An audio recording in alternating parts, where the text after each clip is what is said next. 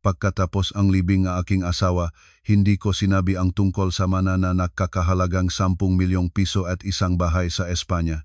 Pagdating ko sa bahay mula sa libing, narinig ko ang sabi ng aking biyenang babae, "Mag-impake ka na at lumabas dito, ang lugar mo ay sa labas ng pintuan." Tahimik akong tumango at gumawa ng desisyon. Nakilala ko si Reginaldo, 35 taon na ang nakakaraan sa pabrika kung saan kaming dalawa ay nagtatrabaho.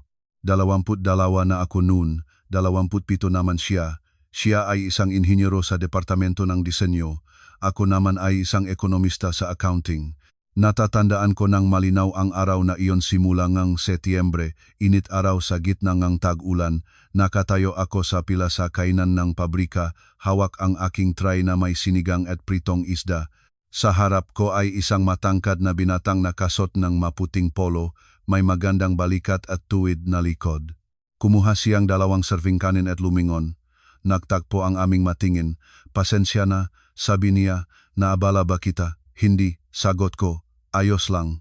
Ngumiti siya at nang ngumiti siya, naramdaman ko ang isang bagay na kumilos sa loob ko. Kayumanggi ang kanyang nga mata, mahinahon at mabait. Lumapit kami sa mga mesa. Umupo ako kasama ang aking mga kaibigan mula sa accounting. Siya naman ay kasama ang kanyang mga kasamahan mula sa kanyang departamento. Ngunit sa buong tanghalian, naramdaman ko ang kanyang tingin sa akin. Ilang beses akong tumingala at nakita ko siyang nakatingin sa akin. Tinatahimik niya ang sarili, ngunit pagkatapos ay titingin muli. Pagkatapos ang tanghalian, bumalik ako sa accounting, umaahon sa hagdan nang marinig ko sa likod ko. Sandali lang, lumingon ako. Ang binata mismo ang humabol sa akin, lumalagpas sa 2 baitang ng sabay. "Pasensya na," sabi niya, bahagyang hinhon. Gusto ko sanang, ibig sabihin, naisip ko. Nag-aatubili siya na mula, "Kung hindi ka maabala." Nag-alinlangan pa siya sandali, pagkatapos ay mabilis na nagsalita. "Pwede ko bang malaman ang iyong pangalan?" Ngumiti ako. "Regina. Ikinagagalak kong makilala ka." "Reginaldo." Hinibot niya ang kanyang kamay. Hinawakan ko ito. Mainit at matibay ang kanyang palad. "Regina, alam kong maaring mukhang kakaiba ito, pero pumayag ka bang sumama sa akin sa sineng ngayong Sabado?" Dapat sana ay tumanggi ako. Mayroon akong nobyo na si Victorino, na nagtatanan kami ng 6 na buwan, ngunit habang nakatingin ako sa mga kayumangging matang iyon, lahat ng aking iniisip tungkol kay Victorino ay naglaho. "Oh," sabi ko, pumapayag ako. Nagliwanag ang kanyang mukha. "Totoo ba? Napakagaling. Makita tayo sa harap ng sinehan sa 7 gabi. May magandang pelikula tungkol sa digmaan." Nakasundo kami. Nagita kami noong Sabado. Dumating si Reginaldo ng 15 minuto bago. Nakatayo sa harap ng sinehan sa madilim na polo at puting t-shirt sa loob, hawak ang isang buket ng mga rosas. Nang makita niya ako, nagliwanag ang kanyang mukha. "Regina," sabi niya, "dumating ka. Natatakot ako na baka magbago ang isip mo." "Bakit ko babaguhin ang isip ko?" "Hindi ko alam, natatakot lang." Iniabot niya sa akin ang mga bulaklak. Mga pulang rosas, 5 piraso, nakabalot sa papel. "Salamat," sabi ko, "maganda sila." Pumasok kami sa sinehan. Ang pelikula ay tungkol sa digmaan, tungkol sa mga sundalo. Maingat na nanood si Reginaldo, habang ako naman ay nakatingin sa kanya sa kanyang profile, sa paraan ng kanyang pag-alindog sa mahahalagang eksena, sa paraan kanyang pagpapanatag sa mga tahimik na sandali. Pagkatapos ng sine, naglakad kami sa parke. Mainit ang gabi. Nagsisimula pa lamang mamayaw ang madahon ng mahapuno. Naglakad kami sa avenida, nag-usap. Ikuwento ni Reginaldo ang tungkol sa kanyang trabaho, sa mga proyektong pinagtatrabahuhan niya. Nagsalita siya nang may sigasig, nagniningning ang kanyang mamata. Malinaw na mahal niya ang kanyang ginagawa. "At ikaw?" tanong niya, "gusto mo bang magtrabaho sa accounting?" "O," sagot ko, "gusto ko ang nga numero, tiyak sila, malinaw, hindi tulad ng mataw." Tumawa siya, "Tama ka, mas komplikado ang gimagataw." Nakarating kami sa fountain, umupo sa bangko. Naglabas si Reginaldo ngang sokolate mula sa kanyang bulsa, pinagputol ng dalawa, iniabot sa akin. Tikman mo. Kumain kaming tsokolate at tumingin sa fountain. Ang maagos ng tubig ay tumaas, kumislap sa liwanag ng palubog na araw. Regina, biglang sabi ni Reginaldo, pwede ba akong pumunta sa tanghalian mo sa kainan at samahan ka pagkatapos ng trabaho? Kung hindi ka maabala, siyempre. Tumingin ako sa kanya sa mga seryosong kayumangging matang iyon, sa mahiyaing ngiti na iyon at napagtanto ko na mahal na kita siya, hindi maabala, sagot ko. Mula sa araw na iyon, nagkita kami araw-araw, sinasamahan ni Reginaldo ako pagkatapos ang trabaho. Naglakad kami sa lungsod, pumunta sa mga parke, sinehan at teatro. Sa mga katapusan ng linggo, naglalakad kami sa baywak, sumasakay ng bisikleta sa mga piling lugar sa Maynila. Nagbibigay siya sa akin ng mabulaklak, nagsusulat ng mga tala, tumatawag tuwing gabi. Si Victorino, ang aking dating nobyo, ay mabilis na napagtanto na malala ang sitwasyon, nagwala siya, sumigaw na traidor ako, na napakaraming oras ang ginugol niya para sa akin, ngunit hindi ako nagsisi. Kay Reginaldo, naiba magaan, tahimik, maaasahan. Makalipas ang 6 na buwan ng pagiging makasama, inanyayahan ni Reginaldo ako sa bahay ng kanyang ina. Labis akong kinabahan, nalitlit ang aking damit ng 3 beses, nagpalit ng lipstick, nag-ayos ng buhok. Tinatawanan ni Reginaldo ang aking kalagayan, sinasabi na maganda na ako, na tiyak na magugustuhan akong kanyang ina. Nakatira si Lourdes sa isang maliit na apartment sa gilid ng lungsod. Maliit at makulimlim, may matandang muebles at may itim na dingding. Sinalubong niya kami sa pintuan, tinitigan ako ng matagal at mapanuring. Ikaw pala si Regina, sabi niya, tuloy. Umupo kami sa mesa, nagtatak si Lourdes ng simpleng hapunan kanin, sinigang na bangus, pipino, tsaa at mabiskwit. Ang usapan ay hindi maayos na dumulo. Nagtatanong siya, sumagot ako ng maikling-maiksi. Saan ka ipinanganak? Nasaan ka nak-aral? Ano ang trabaho ng iyong mga magulang? Huro ang aking mga magulang, paliwanag ko. Ang tatay ko ay nagtuturo ng matematika. Ang nanay ko ay nagtuturo ng Filipino, nakatira sila sa Batangas. Guro, humigbi si Lourdes. Mahirap, so mababa ang kinikita. Mababa ang kinikita, o maingat kong sagot. Mababa ang kinikita, inulit niya at tumingin sa anak niya. Reggie, sigurado ka ba na ito ang iyong pagpili? Nanay, ngumuso si Reginaldo, huwag ka nang magsimula, nagsasabi lang ako, umiling ang biyenan, makakahanap ka ng mas mainam isang babae mula sa magandang pamilya na may pra. Si Regina ay mula sa magandang pamilya, maikting na sinabi ni Reginaldo, at hindi ko kailangan ng pra. Kailangan kong isang taong magpapasaya sa akin. Nanatiling tahimik si Lourdes, ngunit malinaw sa kanyang mukha na hindi siya nasisiyahan. Pagkatapos ng hapunang iyon, umiyak ako ng kalahating gabi. Inali ni Reginaldo ako, sinasabing ang kanyang ina ay nag-alala lamang na magsasanay siya, magmamahal, ngunit naramdaman ko hindi niya kailanman tatanggapin ako. Nagpakasal kami pagkatapos ng 1 taong pagsasama. Ang kasal ay simple, mga 40 panauhin, isang reception hall sa isang community center, bouquet ng puting gumamela. Ang aking mga magulang ay dumating mula Batangas, umupo sa isang hiwalay na mesa, naramdamang awkward sa gitna ng mga taong mula sa lungsod. Si Lourdes ay nakaupo ng mapanglalim sa kasal, halos hindi nagsasalita. Nang lapitan namin siya para sa pagpapala, tinitigan niya ako ng mabigat at nagsabi, pumili si Reggie, at umasa tayo na hindi siya nagkamali. Hindi ko ito sineryoso, tila sa akin na ang bawat ina ay nag-alala kapag ibinibigay ang kanyang anak sa ibang tao. Sa paglipas ng panahon, magsasanay siya, mamahalin ako, gaano ako nagkamali. Pagkatapos ang kasal, lumipat kami sa isang maliit na apartment sa Maynila, maliit 28 metro kwadrado, ikatlong palapak na walang elevator, maliit na kusina, Ngunit para sa amin ito ay isang buong mundo, sa wakas ay sa amin. Masaya kami.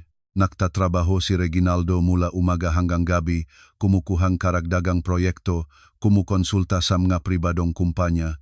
Inaalagaan ko ang bahay, nagluluto, naglalaba.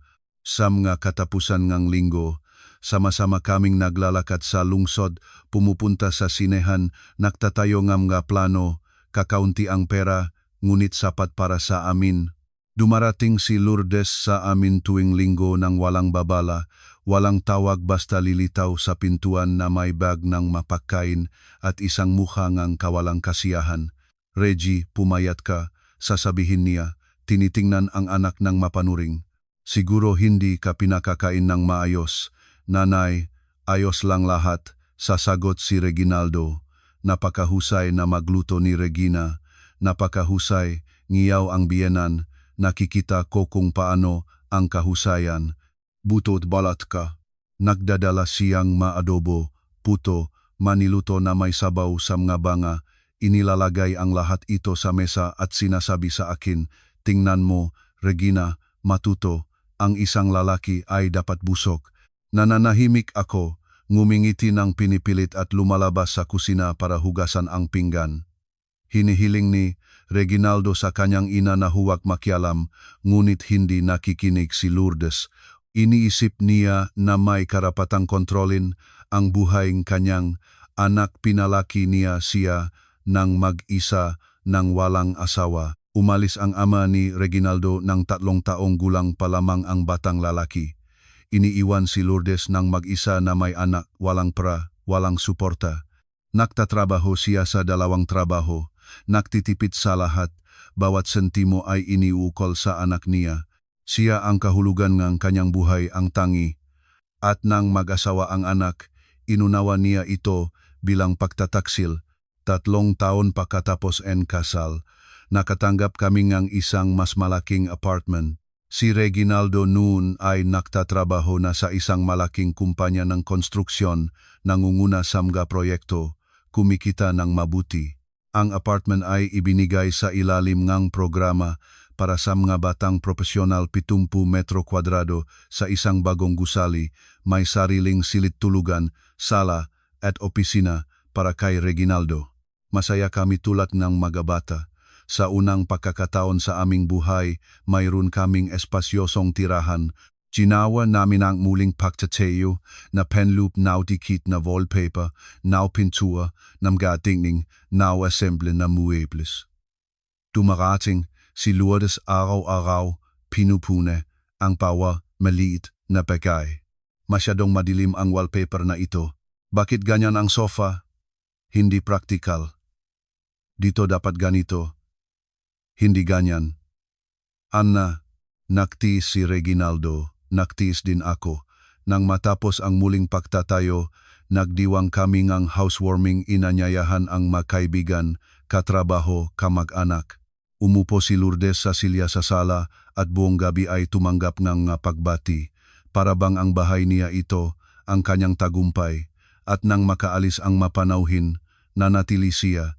Reggie, sabi niya habang nagbubuhos ng tsa, naisip ko ang aking maliit na apartment ay maliit at hindi comfortable at mayroon kayong 3 silid dito. Baka lumipat na ako sa inyo. Mas madali para sa ating lahat. Natigilan si Reginaldo na may tasang hawak, tumingin sa akin pagkatapos sa kanyang ina. Nanay, maingat niyang sinimulan, mayroon kaming sariling nga plano. Gusto naming maplano nga anak. Tanong ni Lourdes. At ako? Makakahadlang ba ako? Tiyak na makakatulong pa nga ako, magiging lola ako, mag-aalaga ngang nga apo. Nanay, hindi pa kami handa, maikting na sinabi ni Reginaldo. Mas mabuti kung manatili ka sa iyong apartment, mas mabuti para sa lahat. Naging bato ang mukhang biyenan. Inilagay niya ang tasang sa mesa, tumayo. Naintindihan ko, malumanay na nagsalita. Ang asawa mo ang laban nito, ayaw niyang makasama ang iyong ina. Ano ang kinalaman ni Regina? Nagalit si Reginaldo. Ito ang aking desisyon. Sayo, ngumisi si Lourdes. Siyempre, sayo. Dati, lagi mo akong naririnig Ngayon ay sumusunod ka na sa kanya. Umalis siya, humampas ng pintuan. Pagkatapos nito, 2 linggo siyang hindi tumawag, hindi dumating. Nag-alala si Reginaldo, nais tumawag upang makipagbati. Pinigilan ko siya, ngunit tumawag pa rin siya at huminging tawad kahit walang mali. Tinanggap ni Lourdes ang pahinging tawad ng may kabaitan at muling nagsimulang dumating tuwing linggo. Lumipas ang taon, namuhay kami, nagtatrabaho, nag-ipon, walang anak kami. Hindi ako mabuntis ng matagal, dumadaan sa pagsusuri, nagpapagamot. Sinasabi ng doktor na may pagkakataon. Ngunit maliit. Sinusuportahan ni Reginaldo ako, sinasabing kayang-kaya natin ito, na ang mga anak ay hindi ang pinaka-importanteng bagay, ang pinakamahalaga ay magkasama tayo. Ngunit naisip ng iba si Lourdes, Regina, sasabihin niya sa bawat pagkikita, naintindihan mo ba na gusto ng aking anak ng mga anak, obligasyon mong bigyan siya ng tagapagmana. Sinisikap namin, mahinang sagot ko, sinisikap, ngiyaw siya. Napakaraming taon na ang lumipas at wala pang may bobong resulta. Baka sayo ang problema. Nakikialam si Reginaldo, hinihiling sa kanyang ina na huwag pumasok sa aming personal na buhay, ngunit hindi titigil si Lourdes. Nang mag-35 na ako, tinanggap ko na walang maanak para sa amin. Tinanggap din ni Reginaldo. Tumigil na kaming pag-usapan ito, tumigil sa pag-asa, namuhay lamang ng patuloy. Inunawa ito ni Lourdes bilang aking kasalanan. Naging mas malamig siya, mas layuan tumigil sa pagdadala ng mga pagkain. Tumigil sa pagtatanong tungkol sa akin, nakikipag-usap lamang sa anak niya.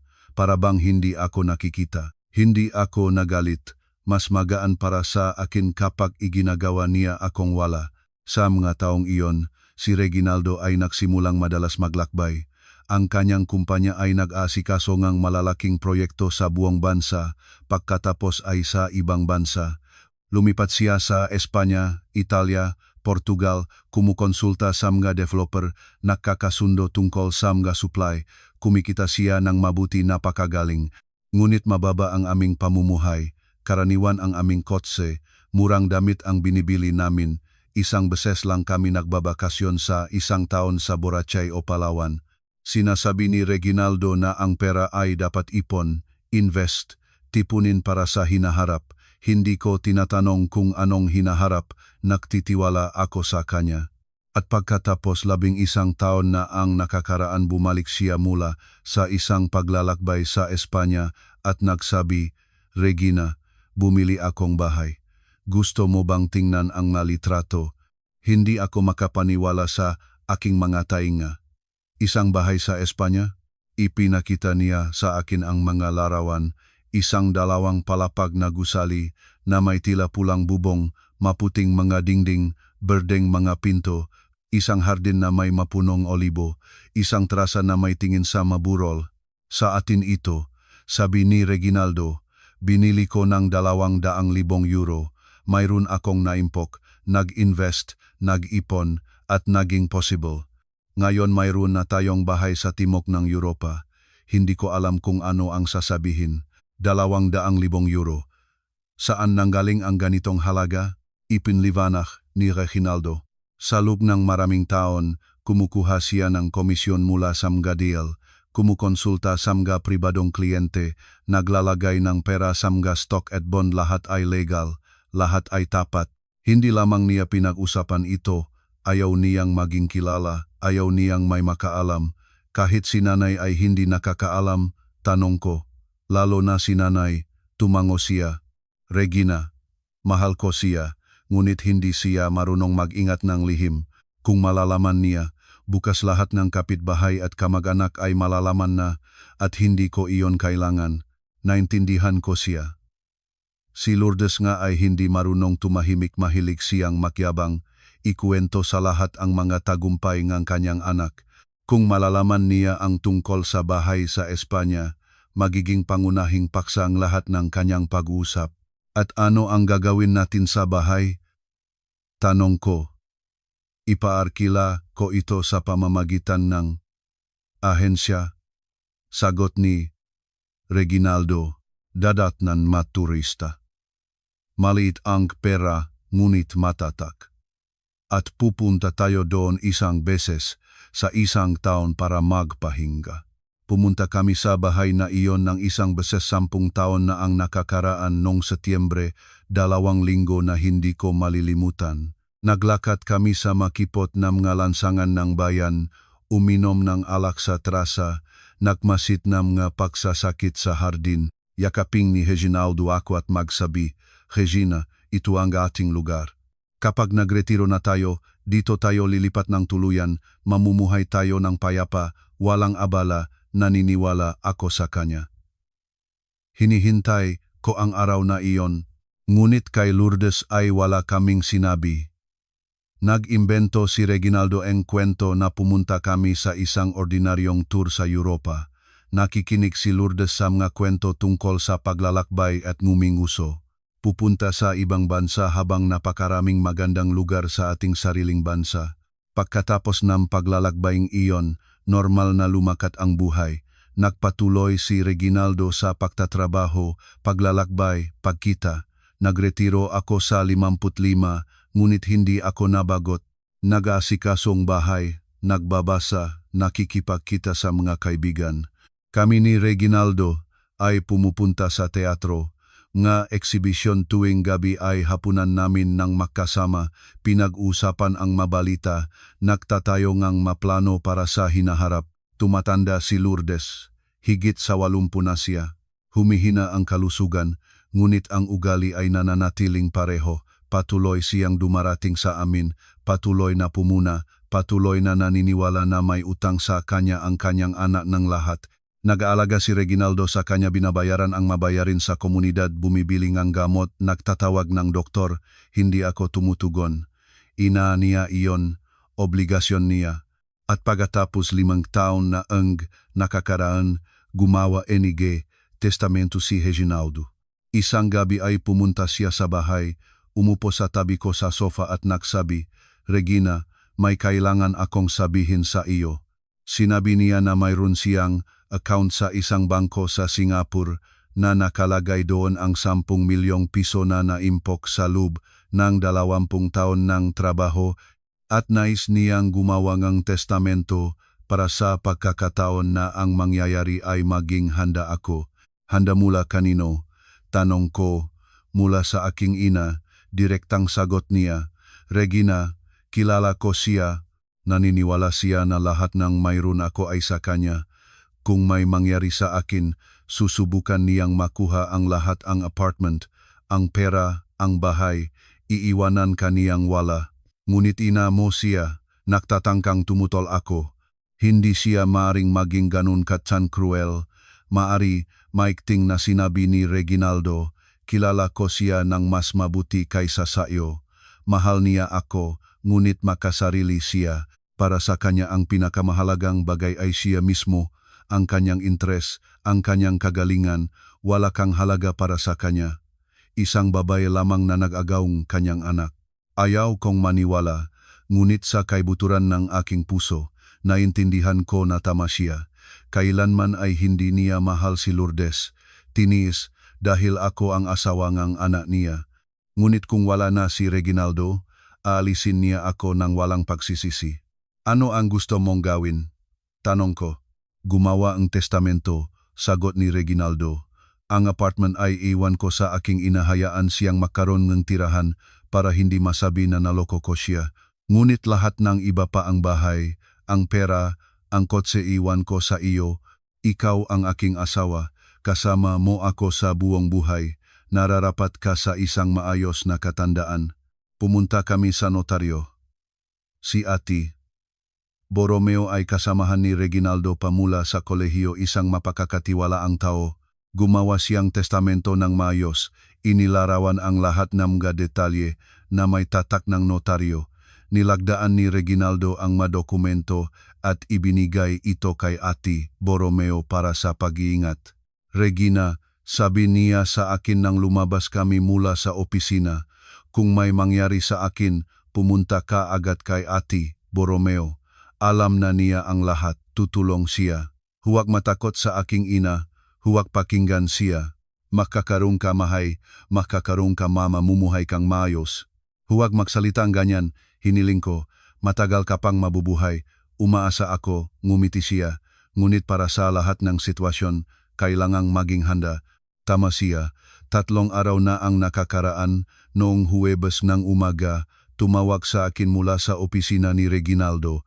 Isang hindi kilalang boses ng babae ang nagsabi na ang aking asawa ay nawalan ng malay sa kanyang opisina, na tinawag ang ambulansya, na nasa ospital siya. Nagmadali ako doon ng kalahating oras, nahuli na ako. Wala na si Reginaldo. Sinabi sa akin ng doktor na ito ay isang malaking atake sa puso na sinubukan nilang iresuscitate, ngunit hindi naabutan na hindi siya nahirap, na lahat ay nangyari ng mabilis. Nakatayo ako sa koridor ng ospital at hindi ko maintindihan kung ano ang gagawin ko. Tumawag ako kay Lourdes. Sumigaw siya sa telepono, umiyak. Hinilingan akong agad na pumunta sa kanya. Pumunta ako. Nakaupo siya sa kusina, pula mula sa luha, at nagdaing, ang aking anak, ang aking Reggie, paano ito nangyari? Niyakap ko siya, sinubukan ko siyang mapayapa, ngunit itinulak niya ako. Sa iyo ang lahat ng ito, sigaw niya, pinalubog mo siya. Nagtrabaho siya para sa iyo, para sa iyong mga kapritso. Kung hindi ka nandito, buhay pa siya. Hindi na ako nakipagtalo, lumabas na lamang ako at umalis. Ang susunod na 2 araw ay lumipas sa isang uringang bangungot. Pagayos ng libing, pag-aasikaso nga dokumento, pagtawag sa mga kamag-anak, pagbilingam nga koronang bulaklak. Si Lourdes ay nagutos sa lahat, nagbigay ng instruksyon, sumigaw sa akin kapag mali ako ang ginawa. At ngayon, inilibing namin si Reginaldo nakatayo. Kami sa tabi ngang hukay sa ilalim ng makulimlim na langit, nakikinig sa mga huling salita, nagtatatapon ng dakot ng lupa sa takip ng kabaong. Umiyak si Lourdes ng malakas, nakasandal sa braso ng kanyang pamangkin. Nakatayo ako sa tabi niya, tuyo at namumuo, walang luha, malamig lamang at walang kumikibo sa loob. Pagkatapos ng libing, umuwi na ang mapanauhin. Pagdating ko sa bahay, ito ang narinig ko mula sa biyenan, mag-impake ka na at lumabas dito, ang lugar mo ay sa labas ng pintuan. Tahimik akong tumango at gumawang desisyon. Ang desisyon ay simple at malamig, tulad nega hangin sa taglamig sa labas nega bintana. Hindi ako nakipagtalo, hindi umiyak, hindi nakmakaawa, tumango lamang at lumayo. Pinalampas ang biyenan papasok sa apartment na 3 araw pa lamang ang nakakaraan ay tahanan ko. Ngayon ay pumasok si Lourdes doon na parang tunay na may-ari, itinapon ang kanyang itim na scarf sa kotrak at malakas na nag-utos sa mga kamag-anak, tuloy kayo, huwag tumayo sa pintuan. 57 na ako, 62 pa lamang ang aking asawa nang huminto ang kanyang puso sa trabaho, atake sa puso. Mabilis, walang paghihirap, sabi ng mga doktor. Nakatanggap akong tawag noong Huwebes ng hapon at noong Biyernes ay nakatayo na kami sa tabi ng hukay. Ang lahat ay nangyari nang napakaagad na hindi ko man maayos na naunawaan ang pagkawala. Noong Huwebes na iyon, nandun ako sa bahay, nagluluto ng tanghalian, paplano na gumawa ng paboritong pagkain ni Reginaldo, kare-kare na may mga gulay. Nanggako siyang maga ang uwi, nais niyang manood ng isang laro ng basketball. Ninilagyan kong patatas, inihahaw ang sibuyas, nang tumunog ang telepono, isang hindi kilalang numero. Hello, si Regina ba ito? Tanong ng isang babae. O ako, tumatawag mula sa kumpanya ng konstruksyon na granite. Ang iyong asawa, si Reginaldo. Pagkatapos ay nakinig. Ako na parang sa pamamagitan ng bulak ang mga salita ay dumating ng pira-piraso, nawalan ng malay. Ambulansya, ospital, pumunta na agad. Pinatay ko ang kalan, dumampot ng bag, lumabas sa kalye, sumakay ng taxi. Ang driver ay nagsasalita sa akin ngunit hindi ko marinig. Tumitingin lamang sa bintana, hawak-hawak ang aking telepono at paulit-ulit sa aking sarili. Magiging maayos ang lahat. Magiging maayos ang lahat. Magiging maayos ang lahat. Sa ospital ay sinalubong akong babaeng iyon na tumawag ang sekretarya mula sa opisina, namumutla, nalilito. Regina, labis akong. Ginawang madoktor ang lahat nila. Ngunit nasaan siya? Naputol ko. Nasaan ang aking asawa? Halika. Dinala ako sa isang silid. Narun ang isang doktor. Isang lalaki sa kalagitnaan ng kaniyang 40 sa puting damit medikal. Tumayo siya nang pumasok ako. Ikaw ba ang asawa ni Reginaldo? Oo. Mangyaring umupo. Tatayo ako. Magsalita ka. Mabigat na bumulong ang doktor. Ang iyong asawa ay dumating sa amin alas 11:20, atake sa puso. Kaagad naming sinimulan ang mga pamamaraan ng resuscitation, ngunit sa kasamaang palad, hindi siya nakaligtas. Opisyal na oras. 11:48 ng umaga, lubos kaming nagmamahal. Nakatayo ako at tumingin sa kanya.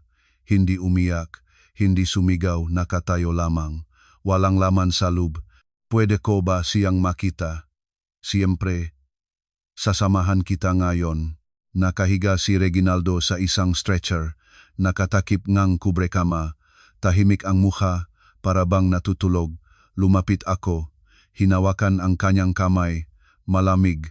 Hinalikan ko ang kanyang buhok, ang kanyang pisngi. Reggie, bulong ko. Paano ito nangyari? May napakaraming bagay pa sana tayong gagawin pumunta sa Espanya, ipagdiwang ang ating 30 taon na makasama. Paano ito? Hindi siya sumagot. Nanahimik lamang siya, tahimik at malayo. Hindi ko matandaan kung paano ako nakauwi. Hindi ko matandaan kung paano ako tumawag kay Lourdes. Naalala ko lamang ang kanyang sigaw sa telepono. Ano ang sinabi mo? Ang aking anak. Hindi maaari. Dumating siya pagkatapos ng isang oras, pumasok ng mabilis sa apartment, pula, namamaga sa luha. Nasaan ka? Sumigaw siya sa akin.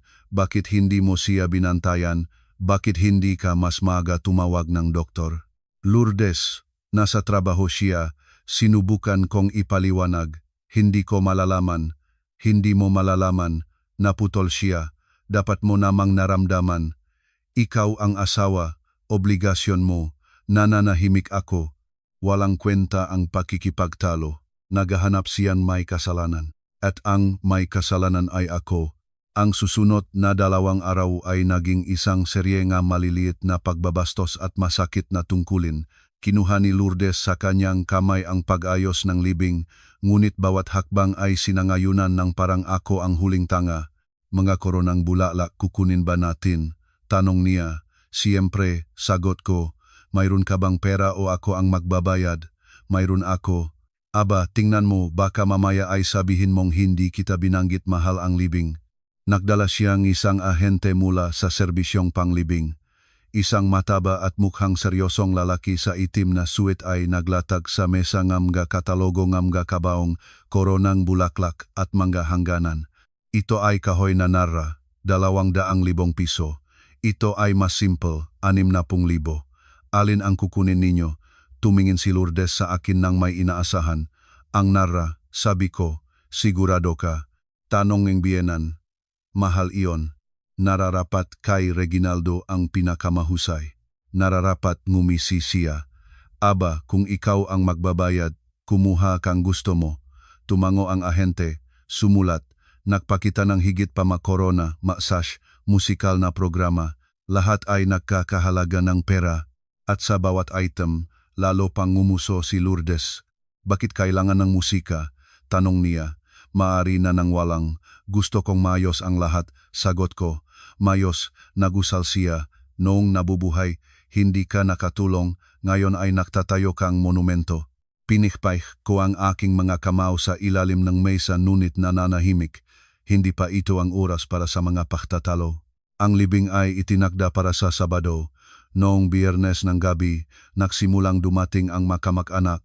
Ang tiyahin ni Reginaldo na si Tiyaning Sinday ay nagdala ng makakanin at mga ensalada. Ang pinsan niyang si Oliver ay dumating mula sa ibang lalawigan kasama ang kanyang asawa at anak. Ang makapitbahay ay pumasok, nagdala ang mabulaklak, nagpahayagang pakikiramay. Nakaupo si Lourdes sa sala at tinanggap ang lahat bilang may-ari.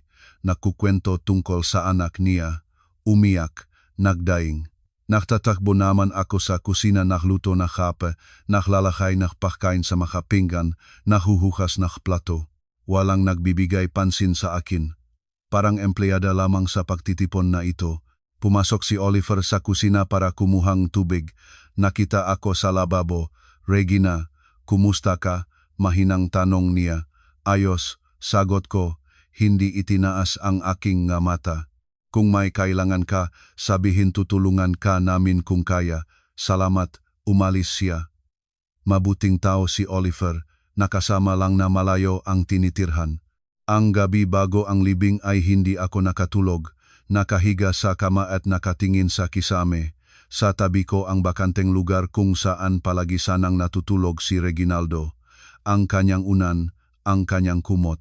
Iniabot ko ang aking kamay. Hinawakan ang kubre kama malamig.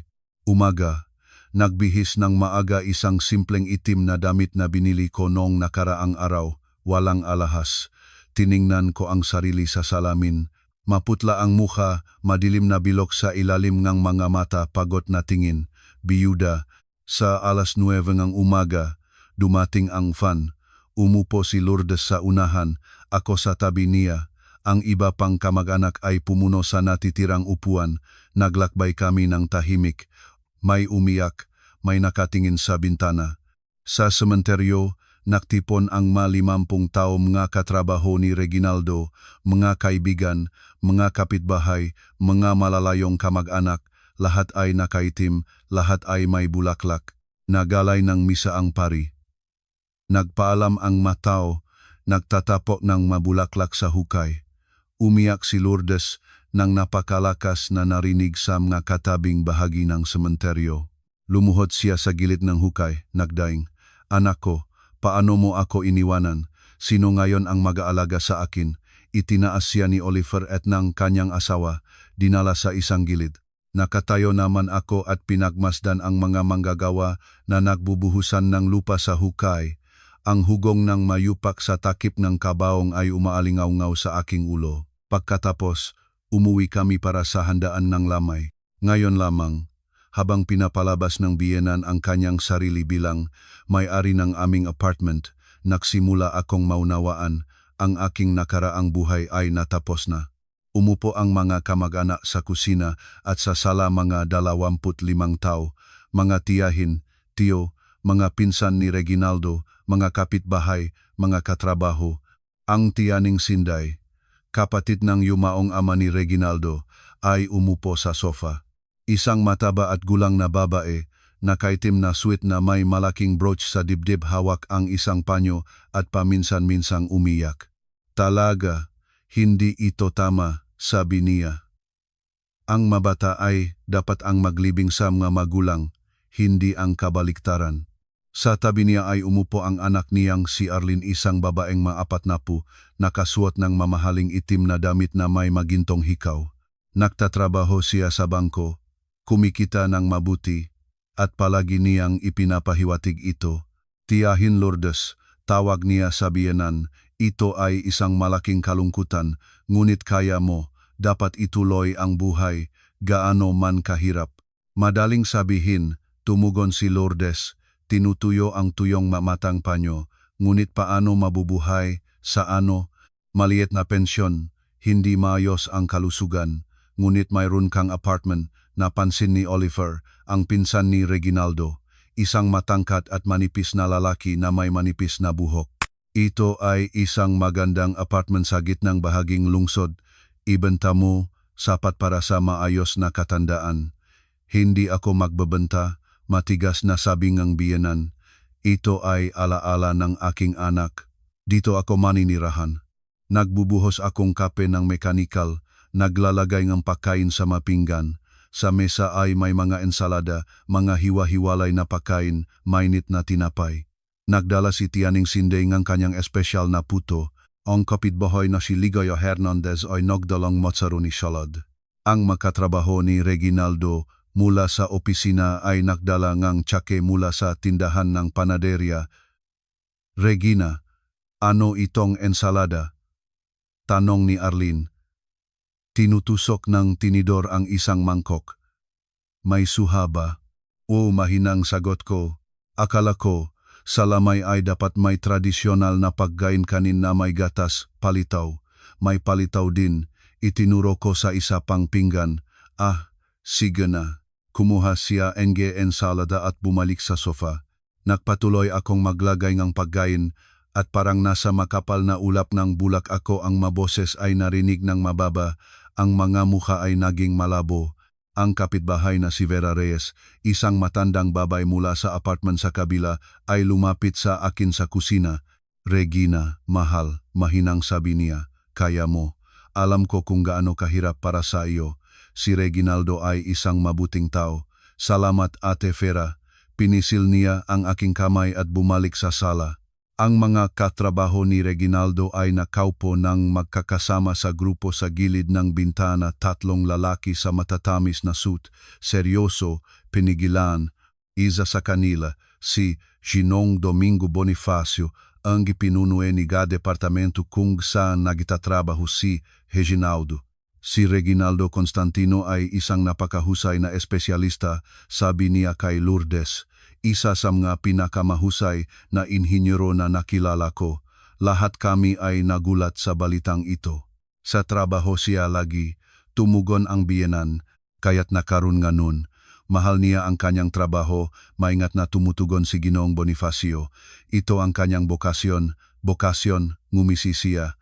At kailan para sa pamilya, inay, asawa, nanahimik si Ginoong Bonifacio, hindi alam ang sasabihin.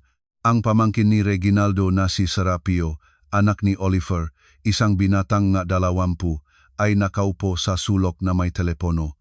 Dumating siya sa libing ngunit buong araw ay nakatingin sa screen, kabataan. Ang kanyang ina na si Irene, asawa ni Oliver, ay tumutulong sa akin sa kusina, isang maayos na babae, tahimik. Regina, hayaan mo akong tumulong, sabi niya, pagod ka na rin. Salamat, Irene. Magkasama naming inilagay ang mapakain, pinainit ang maulam sa microwave, nanahimik si Irene at nagpapasalamat ako sa kanya dahil dito. Ayaw kong magsalita, makipag-usap, magpaliwanag. Nakaupo si Lourdes sa pinakamataas na lugar sa mesa sa upuan ngang yumaong anak niya at tumatanggap ngang pakikiramay. Para bang siya ang biyuda, hindi ako. Lourdes, kaya mo. Sinasabi ngang isang mataba at babaeng nakaitim na suwet, isang malayo at hindi kilalang kamag-anak. Napakalakas mo, ano ang magagawa ko, di ba? Tumugon ang biyenan, tinutuyo ang tuyong matang panyo. Ang buhay ay magpapatuloy. Kailangang ayusin ang mga bagay. Nakatayo ako sa tabingang kalan at nakinig ayusin ang mga bagay. Tungkol sa amin iyon, tungkol sa apartment. Sa buong 3 araw na ito, ni minsan ay hindi tinanong ni Lourdes kung kumusta ako, hindi niya ako niyakap, walang mabuting salita ang sinabi subalit palagi siyang nagbibigay ngang instruksyon. Huwag pumunta doon, huwag hawakan iyon, huwag gawin ganyan para bang ako ay isang upahang empleyada, hindi ang asawa ng kanyang anak. Regina, malakas siyang tumawag. Nasaan ang kape? Nahihintay ang matao. Kinuha ko ang pitzel, dinala sa sala, nagbuhos sa mga tasang. Iniabot ni Arlene ang kanyang tasa. Para sa akin, 3 kutsarang asukal, sabi niya. Naglagay akong asukal, hinalo, ibinigay. At biskotso, dagdag niya. Nagdala akong platong biskotso, inilagay sa harapan niya. Salamat, basta na lang, sabi niya, hindi man lamang tumingin sa akin. Ang lamay ay matagal na naktagal, masakit at walang katapusan. Naksalita sila tungkol sa yumaong si Reginaldo, nagalaala ng mga kwento, tumawa sa pamamagitan ng luha. Ikukwento ni Tianing Sinday kung paano si Reginaldo ay nangisda sa ilog noong bata, minsan ay nahulog sa tubig. Basa-basa siyang umuwi, natawa siya. Sinabitan siya ni Lourdes, ngunit sinabi ng kanyang ama, walang kaso, iyon, nahuli naman niya ang isang tilapia. Nagalaala si Oliver kung paano sila at si Reginaldo ay naglakad sa bundok noong kabataan at naligaw sila sa kagubatan. Natakot kami ng husto, sabi niya, isang gabi sa gubat, akala namin ay tapos na kami. Ngunit kinaumagahan, nakatakpo kami ng daan pala, 1 kilometro lamang ang layo mula sa kampo, Nakuwento si Ginoong Bonifacio ngam nga sandali sa trabaho. Palaging maagap si Reginaldo Constantino, hindi kailanman nahuli, hindi kailanman nabigo. Kung sinimulan niya ang isang bagay, tinapos niya ito. Nakaupo ako sa sulok at nanahimik. Mabuting tao ang aking asawa. 34 na taon kaming makasama. Nagtatrabaho siya sa kumpanya ng konstruksyon bilang punong inhinyero, kumikita ng maayos ngunit hindi kailanman nagmayabang. Tatrabaho siya sa kumpanya ng Regina, at bakit ka tahimik? Biglang tanong ni Arlen. Magkwento ka rin tungkol kay Reginaldo. Lahat ay lumingon sa akin. Nalito ako. Siya, isang mabuting asawa siya, mahinang sabi ko. Maalam, maunawain. Iyan ay malinaw na sa lahat, umiling si Arlen. Magkwento ng isang kawili-wiling pangyayari. Sinubukan ko itong isipin ngunit walang naaalala sa aking ulo. Minsan pumunta kami sa dagat, nagsimula ako. At nagpasya si Regi na matuto ng snorkeling. Sumisid siya, ngunit nalaglag ang kanyang mask. Nagulat siya nang husto at lumabas ng tubig na napula. Ilang tao ang ngumiti ng may galang. Tumango si Arlene. Oh, nakakatawa. Malinaw na naghihintay siyang mas kawili-wiling kwento, ngunit wala na akong lakas para mag-imbento ng mapangyayari. Tama na ang pag-alaala, nakialam si Lourdes. Halina at mag-alok na tayo ng maayos. Itinaas niya ang kanyang baso ng lambanok, sumunod ang iba. Nagbuhos ako ng tubig sa aking baso. Para sa kaluluwa ni Reginaldo Constantino, inianunsyong biyenan. Nawa ay mapaginawa siyang Panginoon. Nawa ay mapaginawa siyang Panginoon. Inulit ng lahat. Uminom ang lahat. Nakain ang ilan. Naglagayng baso ang iba sa mesa. Magbuhos pa ba? Tanong ni Oliver. Ibuhos mo. Tumango si Tianing Sinday. Sa tradisyon, 3 beses. Nagsalita si Ginong Bonifacio para sa ikalawang toast, para sa isang mabuting tao, isang mahusay na espesyalista, at isang tapat na kaibigan. Muli silang uminom, pagkatapos ay isang ikatlong beses. Pagkatapos, dahan-dahang nagsimulang umalis ang mga tao. Nagpaalam sila, niyakap ang biyenan, kinuha ang kamay ko, kaya mo, Regina, sabing ilan, kung may kailangan ka, tumawag, sabing iba. Mga 7:00 gabi, lumabas na ang mga panauhin. Nanatili lamang ang pinakamalapit. Si Lourdes, si Oliver at ang kanyang pamilya, si Tianing Sinday, naupo sila sa kusina, uminom ng kape, nag-usap ng mababa. Mga 7:00, nagsimulang umalis ang mga panauhin. Nanatili si Lourdes, umupo sa siya, hinubad ang kanyang sapatos, hinilod ang kanyang mga paa. Pagod na pagod ako, sabi niya sa walang tiyak na tao. Napakaraming tao, napakaraming kaguluhan. Kinukuha ko ang pinggan mula sa mesa ng mekanikal. Mga plato sa lababo, mga tasa sa dishwasher, mga mumo sa basurahan. Tinitigan ako ni Lourdes ng mapanuring. Regina, tawag niya. Lumingon ako. Kailangan nating mag-usap. Tungkol sa ano? Mahinang tanong ko. Tungkol sa apartment. Tungkol sa kinabukasan. Umupo ka. Pinunas ko ang aking makamay sa tuwalya at umupo sa kabila niya. Tumingin sa akin ang biyenan ng malamig. Kaya ganito, maayos siyang nagsimula. Ang apartment na ito ay legal na mapupunta sa akin. Ina, ni Reginaldo ako. Ako ang pinakamalapit na tagapagmana. Ngunit ako ang asawa. Tumutol ako. Hindi ba? Asawa. Naputol siya. Dating asawa. Ngayon ay biyuda ka na, at ako ang ina. At mas marami akong karapatan. Nakonsulta na ako sa isang abogado, kaya huwag na makipaktalo, nananahimik ako.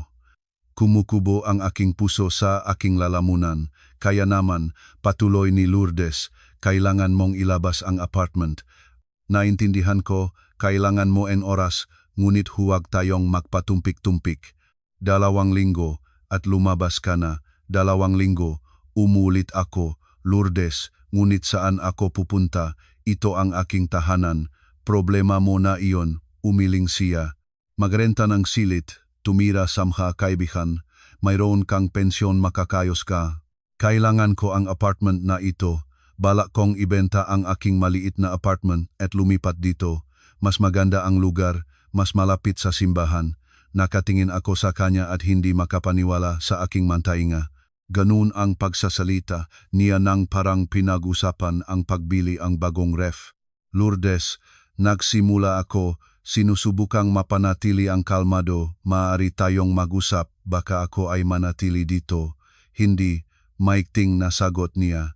Hindi ako magsasabuhay kasama mo. Kailangan ko ang buong apartment. Magimpake ka na at lumabas dito. Ang lugar mo ay sa labas ng pintuan.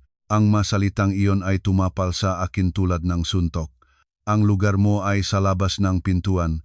Ganun ang pakikipag-usap sa mga walang tahanan, sa mga pulubi, sa mga taong walang halaga. 34 na taon akong nanirahan kasama ang kanyang anak. 34 na taon na nagsilbi bilang kanyang manugang, tiniis ang kanyang mapuna, ang kanyang kalamigan, ang kanyang walang katapusang kawalang kasiyahan, at ito ang aking natanggap sa huli. Tahimik akong tumango, sige, mahinang sabi ko, naintindihan ko, nagulat si Lourdes, bahagyang itinaas ang isang kilay. Siguro ay inaasahan niya ang ngaluha, isang gulo, isang pagmamakaawa, ngunit tumayo lamang ako. Ayun, mabuti, sabi niya, umaatras sa upuan. Alam ko na magiging matino kang babae. Hindi tulad ng ibang babae na kumakapit sa ari-ariang hindi naman pag-ari at nagpapahirap sa maayos na buhay ng matao.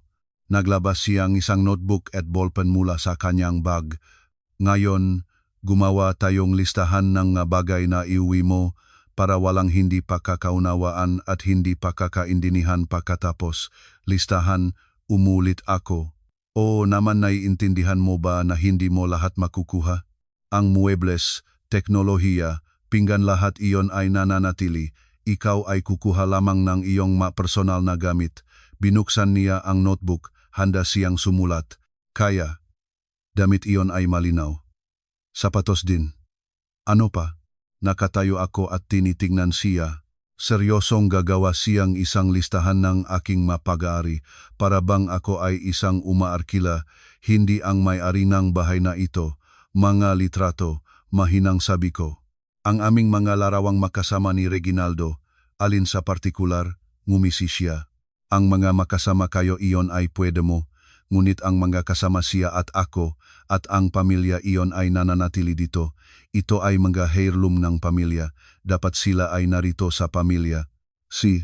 Ano pa, ang kumot ay pwede mong dalhin ang iyong sarili kung dala mo ito dati. Ang biniling dito ay nananatili. Ang lahat ng pinggan ay nananatili, mga palayo, kawali, plato, lahat ay mula sa akin. Ngunit makasama naming binili ni Reginaldo ang mga iyon. Sinubukan kong tumutol, biniling gamit ang kanyang pera, naputol siya, kaya kanya. Ngayon ay mala sa akin na, ang muebles ay nananatili lahat. Sofa, higaan, mga aparador, mga mesa, mga upuan, huwag itong hawakan. Sumulat siya sa notebook, ngumunguso ng maririnig. Teknolohiya ay nananatili. TV, ref, washing machine, microwave, lahat ay nananatili. Ang malibro ni Reginaldo ay nananatili rin. Ang kanyang aklatan, iingatan ko ito bilang alaala. At ang aking mga libro, tanong ko, ang sayo ay pwede mong dalhin. Alin ang mayroon ka? Ilang istante, mga nobela, mga pantukso, dalhin mo, ngunit tiyaking hindi makapalitan. Alam ko ang libro ni Reginaldo. Nagpatuloy siya sa pagsusulat. Maalahas, bigla siyang nagsabi, iyon ay hiwalay na paksa. Ano ang mayroon ka sa mga alahas? Mga hikaw, kuwintas, mga pulseras, mga regalong ibinigay ni Reginaldo sa mga okasyon. Iyan mismo, tumango siya, ang maibinigay niya iyon ay mga regalo mula sa aking anak. Dapat sila ay manatili sa pamilya bilang alaala niya, ngunit para sa akin sila, iyon ang aking mga gamit. Para sayo nun, habang asawa ka niya, maikting na sagot ng biyenan. Ngayon, alaala ito ni Reginaldo. Gusto kong mapanatili ang lahat na nauugnay sa kanya. Baka ibigay sa mga kamag-anak sa susunod na henerasyon. Lourdes, nagsisimula na ako. Sinusubukan ko. Pinananatili ang kalmado. Ngunit ito ay walang katwiran. Ang mga ito ay aking mga alahas. Iyonong, sang-ayon siya. Ngayon ibigay mo. Hindi ito napag-usapan. Isinulat niya ang isang bagay sa notebook, pagkatapos ay itinaas ang kanyang ulo. Teknolohiyang personal telepono, baka mayroon kang tablet, iyon ay dalhin mo. Pampaganda ay sa iyo. Kagamitan sa banyo dalhin mo rin. Produkto sa paglilinis nananatili. Mga pagkain sa ref sa kasunduan. Ang iyong sarili ay dalhin. Ang iba ay nananatili. Nakinig ako at hindi nakapaniwala. Inihahati pa niya ang makapagkain. Isang bagay pa, sabi ni Lourdes. Ang susi sa apartment ay ibibigay mo kapag lumabas ka na. Lahat ng kopya. Huwag kang gumawang kopya. Hindi ko gagawin, sagot ko. At higit pa, tumingin siya sa akin ng mabuti. Pera, si Reginaldo ay may ilang na impok. Kumabog ang aking puso. Alam ko kung saan siya patungo. Hindi ko alam, sinungaling ako. Hindi niya sinasabi sa akin ang tungkol sa pera. Kakaiba. Malumanay na naksabi ang biyenan. Asawa at hindi nag-usap tungkol sa pera. Hindi ako naniniwala. Dapat mayroon siyang naiimpok nga deposito, ipon. Kung mayroon man, nasa bangko. Hindi ako alam ngang detalye. Makikita natin, bulong niya. Bukas pupunta ako sa notaryo, malalaman kung ano ang mana. Baka may magbubukas na account. Isinara niya ang notebook, inilagay ito sa kanyang bag. Kaya, Regina, bukas dadating ako kasama ang isang ahenteng real estate. Titignan namin ang apartment, ayusin kung ano ang kailangan, baka magplanong pakukumpuni. Huwag mo akong abalahin, umupo ka sa iyong silid, ayusin ang iyong magagamit. Sige, tumango ako. Ayon, napakagaling, nakasundo tayo. Tumayo siya, suot ang kanyang damit, binabalot ng scarf. Huwag masyadong malungkot, sabi niya sa pagtatapos. Bata ka pa, makakayos ka. Baka may mahanap kang iba, makapag-asawa ka ulit, ang buhay ay nagpapatuloy pa rin. Nananahimik ako. Umalis siya, isinara ko ang pintuan sa kanyang likod. Pinaikot ang susi, sumandal ang aking noo sa malamig na kahoy. Isinara ang aking mga mata. Makakayos ka, makapag-asawa ulit ka, ang buhay ay nagpapatuloy. Inagaw ni Lourdes ang aking tahanan, mga gamit, mga alaala ng aking asawa, at pa rin siya nagbibigay ng payo tungkol sa kung paano mabuhay ng maayos. Dahan-dahang lumakad ako patungo sa silid tulugan. Isinara ang pintuan, sumandal sa likod nito, mahirap huminga. Lumapit sa bintana, binuksan ito ng buong lakas. Ang malamig na hangin ng Oktubre ay pumasok sa silid at bahagyang naging mas magaan. Tumingin ako sa ibaba, dun sa patio, nagliliwanag ang mga poste ng liwanag. May nakpapalakad ng aso, may bumabalik mula sa trabaho. Isang babae na may kariton ay nagmamadaling umuwi. Isang teenager sa scooter ang lumipas. Isang ordinaryong gabi ng isang ordinaryong araw. Ngunit ang aking buhay ay nabago. Lumakad ako patungo sa higaan, umupo, tumingging sa silid. Ang gaming silid tulugan ni Reginaldo. Dito tayo nag-gizing tuwing umaga. Dito tayo nag-iusap tuwing gabi. Dito tayo nagtatayo ng mga pangarap. At gayon, lahat ito ay maiwan kay Lourdes. Matutulog siya sa aming higaan. Ipapalit ang aming nga kuwadrong dinding. Itatapon ang aming nga litrato. Sa ilang bahagi ng mesa, may isang frame. Kaming dalawa ni Reginaldo sa harap ng dagat. Espanya, 10 taon na ang nakakaraan. Ang aming tanging paglalakbay sa aming bahay. Nakatayo kami, nakayakap, inggingiti. Si Reginaldo ay nakabihis ng maputing polo, ako ay nakasuot ng magaan na damit. Sa likod namin ay asul na langit, maputing ulap, mga burol na puno ng ubasan. Kinuha ko ang litrato, pinagaan ang daliri ko sa salamin. Reggie, bulong ko, ano ang gagawin ko? Paano ako makakaahon? Numinggiti siya mula sa litrato. At biglang naalala ko ang pag-usap 5 taon na ang nakakaraan. nang gumawa kami ng testamento, nakaupo kami sa parehong higaan. Hawak ni Reginaldo ang aking kamay, nakatingin sa aking mga mata. Regina, pakinggan mo akong mabuti. Kung may mangyari sa akin, huwag kang matakot. Mayroon kang lahat ng kailangan mo. Nag-alaga ako, naiintindihan mo. Isinaayos ko ang lahat. Huwag magsalitang ganyan, sagot ko nun. Matagal ka pang mabubuhay, sana. Ngunit para sa lahat ng sitwasyon, kailangang maging handa. Gumawa ako ng testamento. Matatanggap mo ang bahay sa Espanya at ang pera sa account, sapat para mamuhay ng maayos hanggang sa katapusan ng buhay. At ang apartment? Ang apartment ay iiwan ko sa aking ina. Hayaan siyang makaroon ng tirahan, ngunit lahat ng iba pa ay sayo.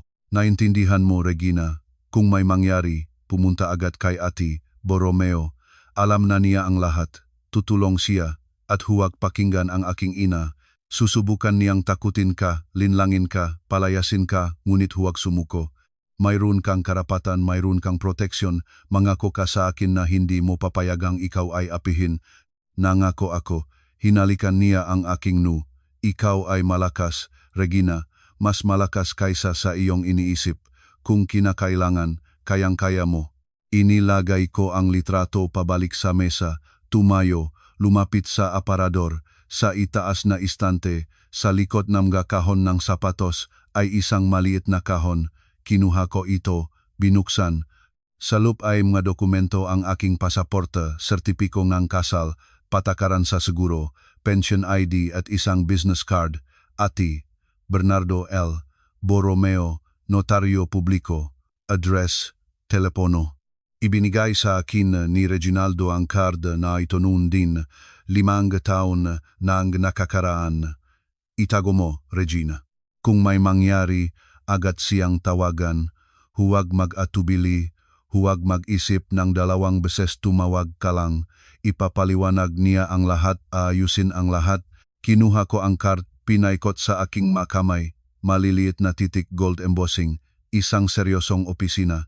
Bukas-bukas ng umaga ay tatawag na ako. Ngunit ngayon ay inilagay ko ang card pabalik, isinara ang kahon, itinago sa istante. Hindi pa ito ang oras. Si Lourdes ay dapat mag-isip na nabasag. Ako, na sumasang-ayon sa lahat, na tahimik ko tinatanggap ang kanyang nga kondisyon. Hayaan siyang mag-isip na nanalo siya.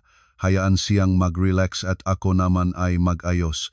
Nagbihis ako, humiga sa higaan, tinakpan ng kumot. Isinara ang aking mga mata, ngunit walang tulog. Nakahiga ako at tinitingnan ang kadiliman. Umikot ang mga isipan sa aking ulo. 2 linggo ang mayroon ako, 2 linggo para ayusin ang lahat. Tumawag sa notaryo, alamin ang madetalyeng testamento, asikasuhin ang madokumento, ibalot ang aking magamit, hanapin ang matiket, lumipat sa Espanya, sa aming bahay kung saan mainit, kung saan tahimik, kung saan walang magutos sa akin. Inilalarawan ko ang bahay na iyon, isang trasa na may tingin sa mga burol, umagang kape sa ilalim ng ingay nga puno nga olibo, nga pagsasakit na nakpupulan sa langit ng kahel at rosas, katahimikan, kapayapaan. Nang walang Lourdes, nang wala ang kanyang mareklamo, nang wala ang kanyang malamig na tingin, nang wala ang kanyang walang katapusang kawalang kasiyahan, kalayaan, hindi ko alam kung kailan nakatulog. Sa isang sandali, ang aking kamalayan ay naputol at nahulog sa kadiliman. Nagising ako ng maaga. Sa labas ng bintana, madilim pa rin, tiningnan ko ang oras 7:00. Nangako si Lourdes na darating pagkatapos ng tanghali, kaya mayroon pa akong oras. Tumayo ako, nahugas ng mukha, nagbihis isang simpleng kulay abong damit, cardigan, tinipit ang buhok. Tumingin ako sa salamin, maputlang mukha, pagod na mga mata, madilim na bilog. Isang ordinaryong, matandang babae. Walang kapansin-pansin. Ganyan ako nakikita ni Lourdes, kulay abo, hindi kapansin-pansin, madaling manipulahin, hayaan siyang makita.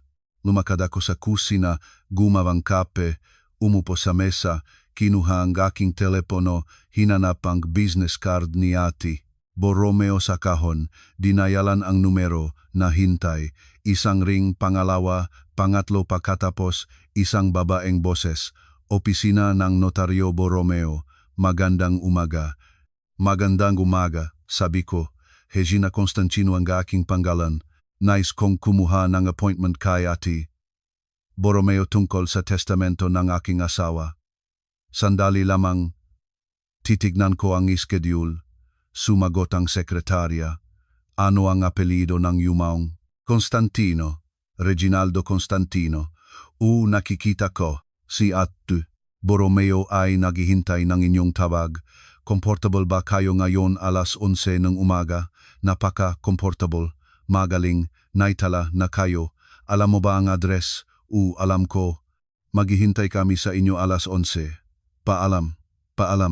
Inilagay ko ang telepono. Uminom ng kape. Unang hakbang nagawa na. Ang opisina ni Ate Borromeo ay matatagpuan sa sentro ng lungsod sa isang lumang gusali na may matas na kisame at malutong na parke.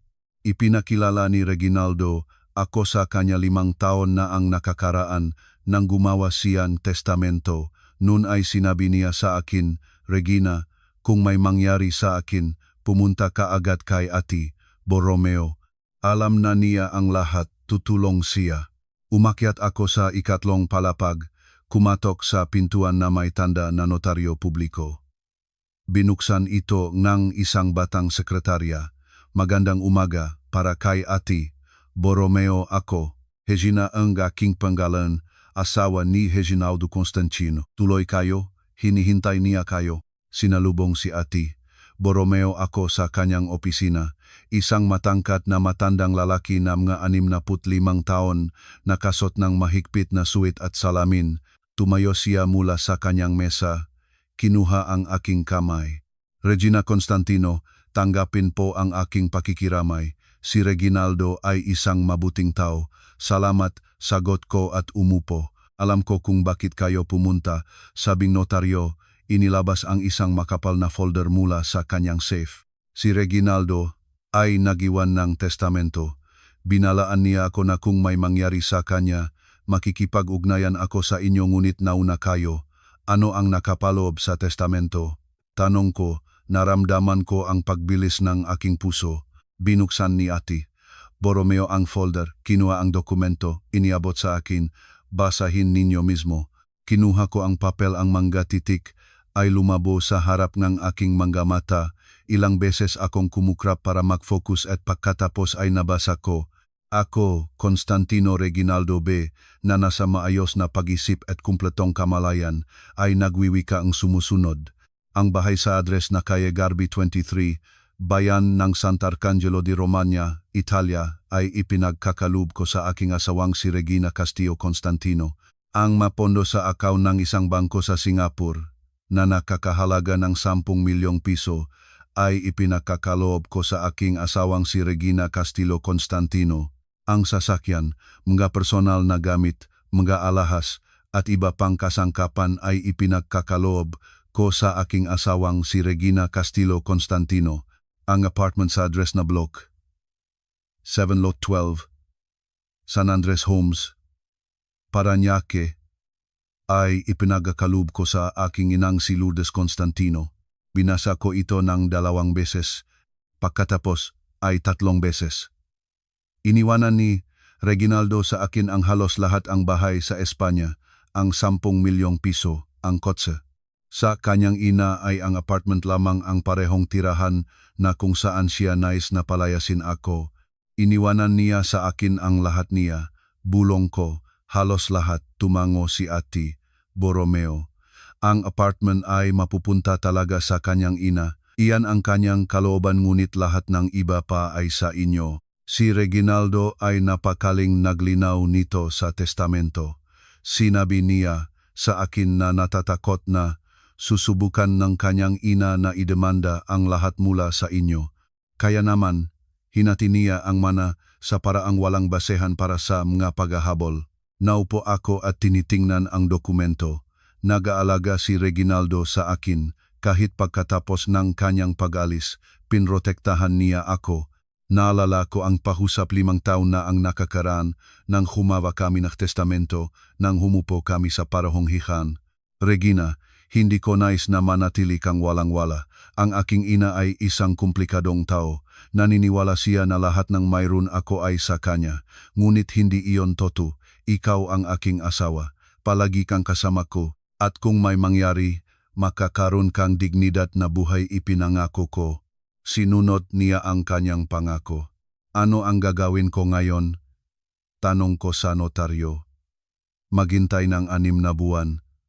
Iyon ang panahon para sa pagmamana.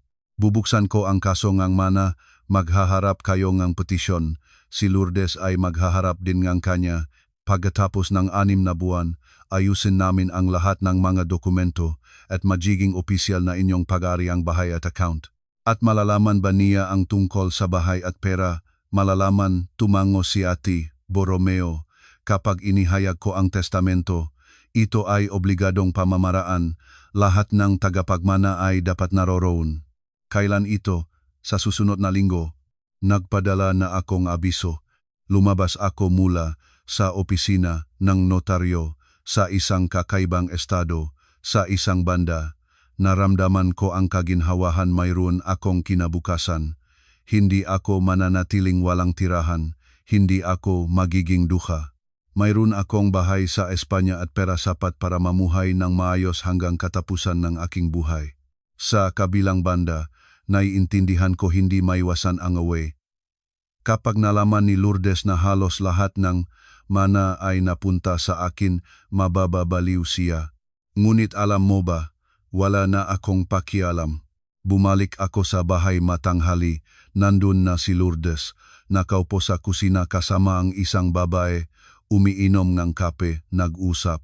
Nang makita niya ako, hinikpitan ang kanyang mga labi. Ayan si Regina. Ito ay si Marites, ahente ng real estate. Pinag-usapan namin ang pagbabenta ang aking maliit na apartment. Tumango sa akin ang ahente, isang mataba at mamula-mulang babaeng nga 50 taon na may maliwanag na kulay pinalayaw na buhok. Magandang umaga. Magandang umaga. Sagot ko at lumakad sa silid tulugan. Ngunit hindi ko isinara ng buo ang pintuan at narinig ko ang kanilang pag-usap. Kaya naman, Marites, sinasabi ni Lourdes, ang aking maliit na apartment ay kailangang ipagbili ng mabilis. Gusto ko ang pera para sa pagkukumpuni dito. Naintindihan ko, sino ang nakarehistro ngayon sa apartment na ito. Ang dating manugang, ngunit alis na siya. Sa loob ng 2 linggo, wala na siya dito, napakagaling. Kaya magiging libre ang apartment. Mapadali nito ang pagbebenta ng inyong maliit na apartment at ang pagkukumpuni dito. Nakinig ako at ngumingisi. Lahat ay napagdesiyunan na ni Lourdes, lahat ng plano ay naayos na niya. Hindi man lamang siya nakalinlangan na ang apartment ay sa kanya at sa kanya lamang. Ngunit hindi ako handa siyang mabigo pa sa ngayon. Ang susunod na mga araw ay namuhay ako na parang nasa ulap. Darating araw-araw si Lourdes, minsan kasama ang ahenteng real estate, minsan ang tagapagtasang muebles, minsan ang designer. Nagtatalo sila tungkol sa pagkukumpuni, pumipiling wallpaper, nagbibilang ng budget. Nanatili ako sa gilid, nag-impake ang aking magamit, naglalagay ito sa mga kahon, nagpapanggap na tahimik na naghahanda para sa aking pag-alis. Ngunit sa katunayan, nahihintay lamang ako, nahihintay ng araw na ihahayag ni Ate Borromeo ang testamento. Dumating ang araw na iyon pagkatapos ng 1 linggo. Itinakda ng notaryo ang pulong para sa 11:00 ng umaga. Dumating ako ng una, umupo sa reception, naghintay. Pagkatapos ng 10 minuto, dumating si Lourdes. Suot siya ngang mahigpit na itim na suit na may bagong ayos ng buhok, naka-makeup. Kamukha niya ngang isang taong pumupunta sa isang seremonya, hindi sa pagdedeklara ng testamento. Regina, tuyo siyang tumango. Nandito ka rin. Sige, tama. Kailangang gawin ang lahat ng ayon sa batas. Pumasok kami sa opisina. Hiniling sa amin ni Ate Borromeo na umupo. Tumatayo si Lourdes nang matuwid sa kanyang upuan, nakatipid ang kanyang kamay sa kanyang tuhod. Lubos siyang nagtitiwala sa sarili, ganap na nagtitiwala. Kaya magsisimula ako, sabi niya. babasahin ko ang testamento ni Reginaldo Constantino. Hinihiling ko sa inyong makinig ng mabuti. Ako, Constantino Reginaldo B., nakbabasa ang notaryo na nasa maayos na pag-isip at kumpletong kamalayan ay nagwiwika ang sumusunod ang apartment sa address na bla 7 Lot 12, San Andres Homes, Parañaque, ay ipinagkakaloob ko sa aking inang si Lourdes Constantino. Tumango si Lourdes, nasiyahan. Ganon ang apartment ay sa kanya. Nakita ko kung paano siya nagre-relax, kung paano nawala ang makulubot sa kanyang Ang bahay sa Italia, nagpatuloy si Ati. Borromeo, sa address na Calle Garbi 23, bayan ng Sant'Arcangelo di Romagna, ay ipinagkakaloob ko sa asawang si Regina Castillo Constantino. Kumibot ang mukha ni Lourdes. Mabilis siyang lumingon sa akin, pagkatapos muli sa notaryo. Ang mapondo, nagbabasa ng patuloy ang notaryo na nakalagay sa account ng isang bangko sa Singapore na nakakahalaga ng 10 milyong piso ay ipinagkakaloob ko sa asawang si Regina Castillo Constantino. Naking tahimik, itinaas ni Ati. Borromeo ang kanyang mga mata mula sa dokumento at tumingin sa amin. Ang sasakyan, mga personal na gamit, mga alahas, at iba pang kasangkapan ay ipinagkakalob ko sa asawang si Regina Castillo Constantino. Ang testamento ay ginawa ng voluntaryo sa harapan ng notaryo na may tatak at pirma. Naupo si Lourdes na namumutla tulad ng papel. Kumikibo ang kanyang ngalabi ngunit walang tunog na lumalabas. Pagkatapos, biglang lumingon siya sa akin. Ano, hininhinga siya. Anong bahay? Anong 10 milyon?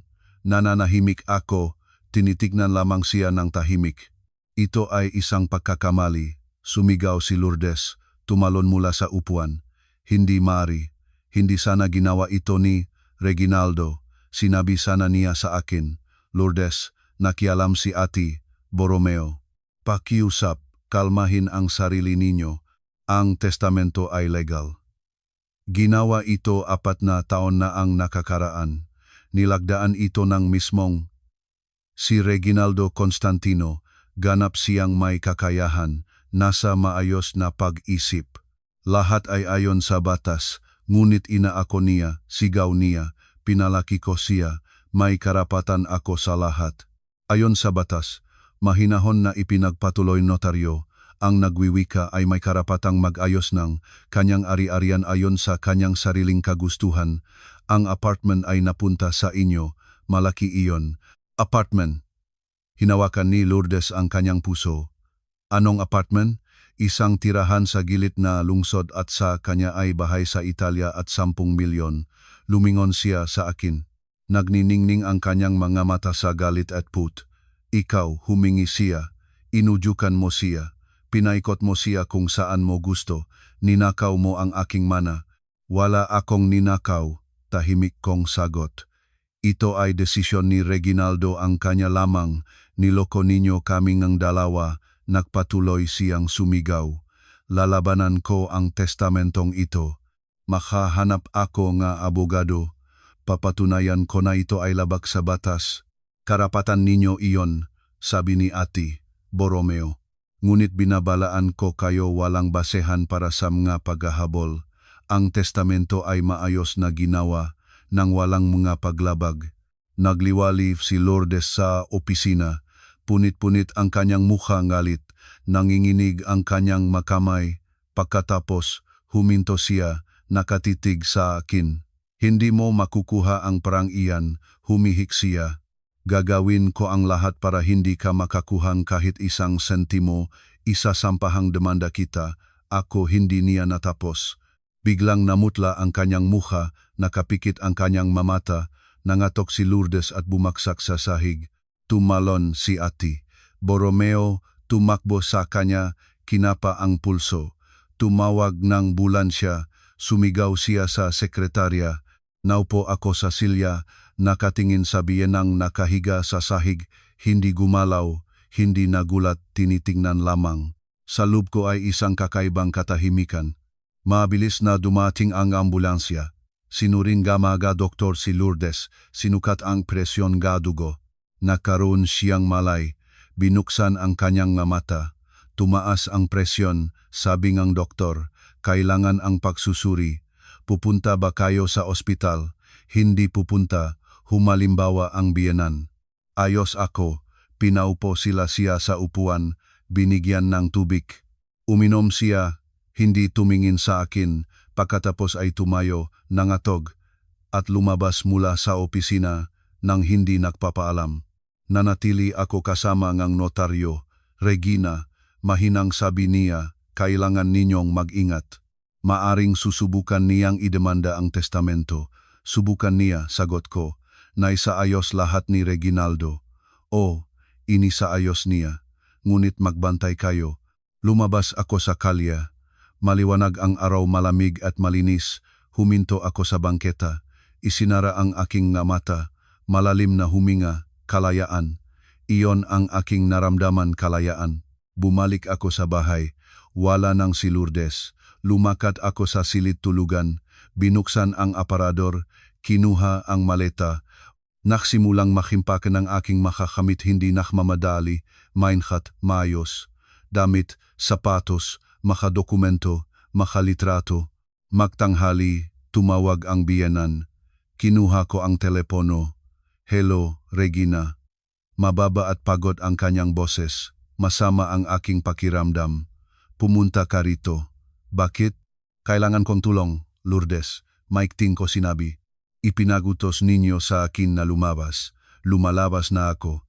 Hindi ako obligadong tulungan kayo. Ngunit ako, ina ni Reginaldo ako.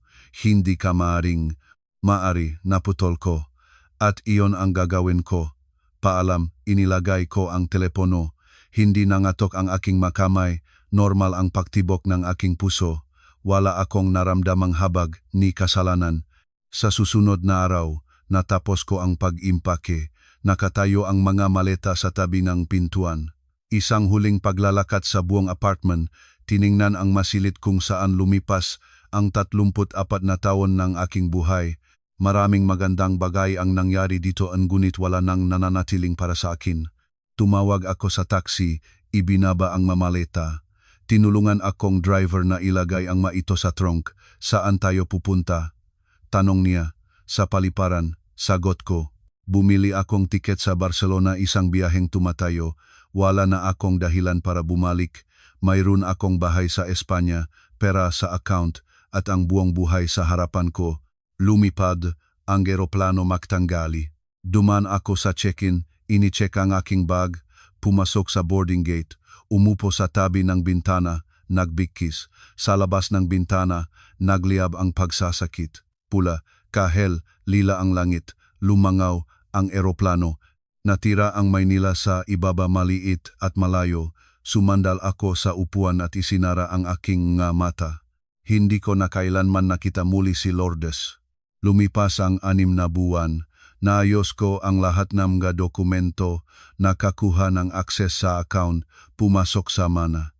Ang bahay sa Espanya ay mas maganda pa kaysa sa aking naaalala. Nagpalit ako ng kaunting pakukumpuni, pinaganda ang hardin, naghayrang isang babae mula sa kalapit na nayon para tumulong sa bahay. Dahan-dahang dumaloy ang buhay dito, tahimik. Nagigising ako sa bukang liwayway, umiinom ng kape sa terasa, nakatingin sa mga burol na takip ng ubasan. Sa umaga, naglalakad sa bayan, pumupunta sa palengke, bumibiling sariwang gulay at prutas. Sa gabi, nagbabasa ng mga libro o umuupo lamang sa hardin, nakikinig sa makuliglig. Hindi ito kaligayahan, hindi ito kagalakan. Hindi na mababawi si Reginaldo at ang kawalan mula sa kanyang pagkawala ay hindi nawawala, ngunit ito ay isang maayos na buhay, tahimik at sa akin. Minsan ay nag-isip ako tungkol kay Lourdes. Nagtataka kung ano ang nangyari sa kanya. Naibenta na ba niya ang kanyang maliit na apartment, nagpakumpuni na sa tirahan, o nananatili pa rin doon nang mag-isa sa apartment na inagaw niya mula sa akin? Ngunit ilang sandaling pag-isip lamang ito. Hindi ako tumawag, hindi nagsulat, hindi nagpakialam. Natanggap niya ang kanya, natanggap ko ang akin. Nagtagumpay ang katarungan kahit hindi sa paraang inaasahan niya. Nakaupo ako sa terasa, tinitingnan ang pagsasakit at iniisip si Reginaldo.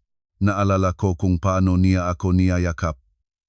Hinalikan sa tuktok ng aking ulo, sinasabing, "Regina, ikaw ang aking haligi. Kung wala ka, hindi ko kaya." Nag-aalaga siya sa akin kahit pagkatapos ng kanyang pag-alis. Alam niya na susubukan ni kanyang ina na palayasin ako, linlangin ako, iwanan akong walang-wala at pinrotektahan niya ako. Salamat Reggie, salamat sa lahat. Lumubog ang araw sa likod ng naburol. Nagsimulang umliwanag ang mga unang bituin. Tumayo ako, lumakad papasok sa bahay, isinara ang pintuan. Bukas ay isang bagong araw at ang araw na iyon ay sa akin. Ito ang aking buhay, ang aking kalayaan, ang aking kinabukasan, at hindi na maring agawin pang sinuman ito mula sa akin.